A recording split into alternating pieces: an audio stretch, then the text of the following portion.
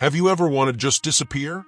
Not die, exactly, but to sleep, to be left alone, to escape the pressure, the expectations, the feeling that you're carrying everyone's burdens, while silently drowning in your own. That was Elijah, a man who called fire from heaven, who stood alone against 450 prophets of Baal, a man with divine power, but also divine exhaustion.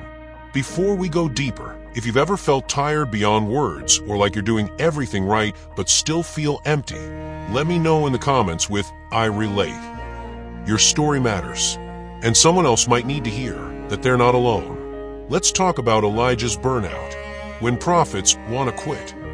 In 1 Kings 18, Elijah experiences the height of spiritual success. Fire falls from heaven. The people cry, "The Lord, He is God." Victory, vindication, validation. But the very next day, one woman, Jezebel, sends a death threat, and Elijah runs. Why? Because it's not always the battle that breaks you. It's the aftermath, the pressure, the letdown, the fatigue. Elijah had nothing left. No adrenaline, no community, no support, just emptiness. Have you ever felt that way? Like you've poured out so much that now you've got nothing left to give? If you've been there, hit the like button. Not for me, for yourself. To say, I survived that moment too. In 1 Kings 19 verse 4, Elijah collapses under a tree and prays, "I have had enough, Lord. Take my life." Yes, a prophet wanted to die. This wasn't sin. This was sorrow. This wasn't rebellion. This was burnout. Elijah was done. And what did God do? Did He rebuke him? Did He quote scriptures at him? No. God sent an angel, with bread, with water, and said, "Eat, rest."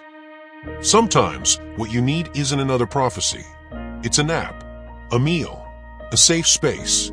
Let this sink in. God doesn't scold burned-out believers. He nourishes them. If that speaks to you, drop a "I agree" in the comments. Let this community be a place of rest too. Not once, but twice, the angel touches Elijah. 2 full rounds of rest, food, and stillness.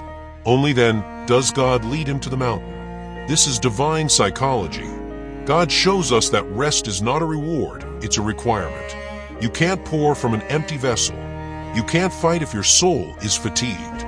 In African culture, we are taught to endure, to never show weakness.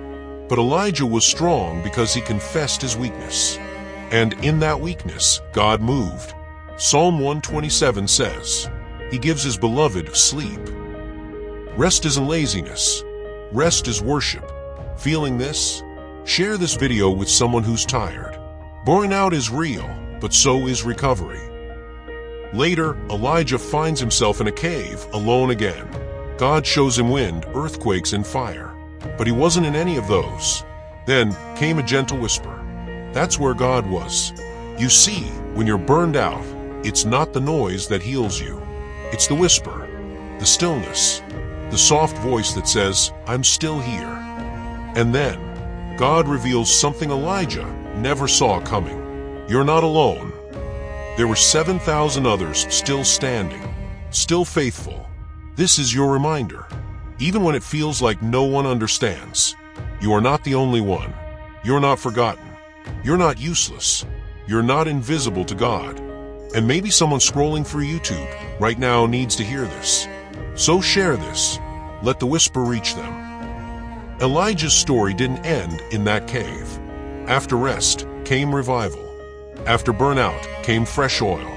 After isolation came Elisha. Maybe your cave is not your ending. Maybe it's where you'll hear the whisper that changes everything. Drop your thoughts in the comments. Let's build a tribe of believers who aren't afraid to be real. Subscribe for more healing through Bible therapy. Share this video with someone who needs rest. And remember, even prophets needed a pause. You're not alone. You're not weak. You're just human. And God still moves in burnt-out souls.